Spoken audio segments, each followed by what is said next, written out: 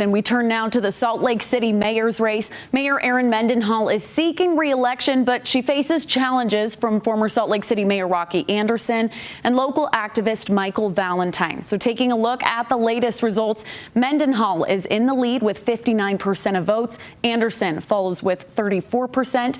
Meanwhile, Valentine trails at a distant third with 6% of the vote at this hour. The Salt Lake mayor's race is using ranked choice voting this year, so whoever ranks third at the end of this round will be eliminated, and then they'll recount for a winner. So let's check in on our two leading mayoral campaigns now. Reporter Jared Giannini is at the Himalayan Kitchen in downtown Salt Lake, where former Salt Lake City Mayor Rocky Anderson has gathered with supporters. But first, let's check in with Annika Johns. She's with Mayor Mendenhall's campaign. Annika, tell us, what are you hearing tonight so far? Sarah, so far, as the results continue to come in, the cheers just seem to be getting louder. And like you said, Mendenhall is currently standing at about a 25% lead above her most close opponent, Rocky Anderson. Now, it has been a long day for Utah voters who have been making their way to the polls to cast their vote. Now, those up for election or re-election are now in this waiting game. Erin Mendenhall, who was elected in 2019, swore into office January of 2020. As the 36th mayor of Salt Lake City, Mendenhall announced her plan for re-election earlier this year, stating, "Our work isn't finished, and we need proven leadership to see it through."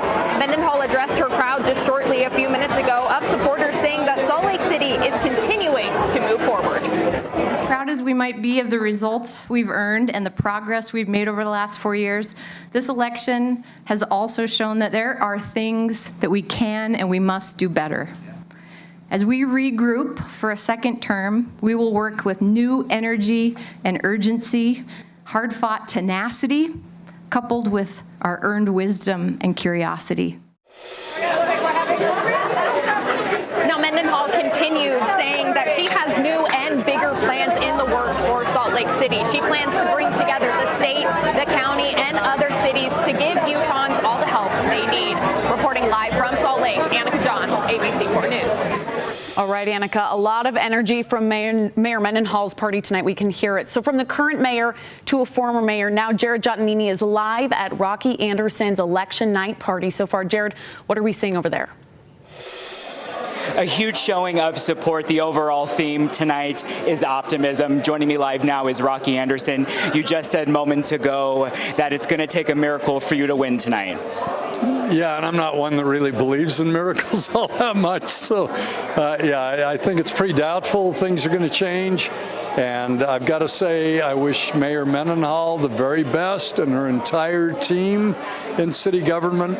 And I really hope that they succeed in ways that I think there have been problems in the past. And foremost, somebody needs to stand up, and it's got to be Salt Lake City's mayor, and make certain that the unsheltered people in our community have decent, warm shelter during our winters, and that we look out for our businesses and our residents in the context of this homelessness crisis that we're still undergoing. And you said moments ago that you're not going to concede until all the ballots are in. Should the votes not go your way, will you rerun maybe for a different office in the future? No, I don't think so. I think I've had a good run. I won both of my races in Salt Lake City before, and by good margins.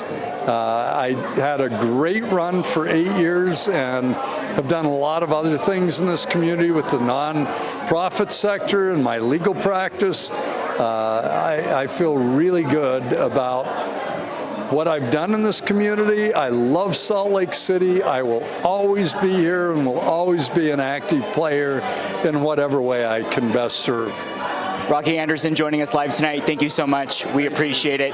That's the official word we have here, folks. Again, remaining optimism, not going to concede until all the ballots are in.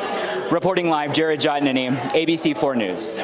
All right, we thank you, Jared. Well, we are also following the campaign of Michael Valentine. He's watching the results from his cider shop, Six Sailor Cider at the Gateway. Valentine built his profile in local activism, fighting to preserve the historic Utah Pantages Theater. Now, it's his first time running for office, centering his platform on progressive issues like raising the minimum wage, housing people on the streets, and, quote, defunding the police. Valentine tells us tonight he's hopeful the new voting format could help him.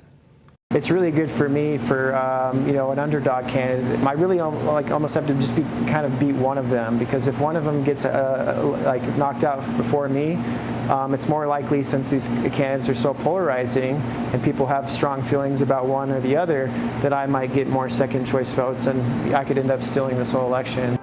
Before the polls closed, Valentine took to social media to say, win or lose, he's proud of his campaign and plans to continue fighting for Salt Lake City.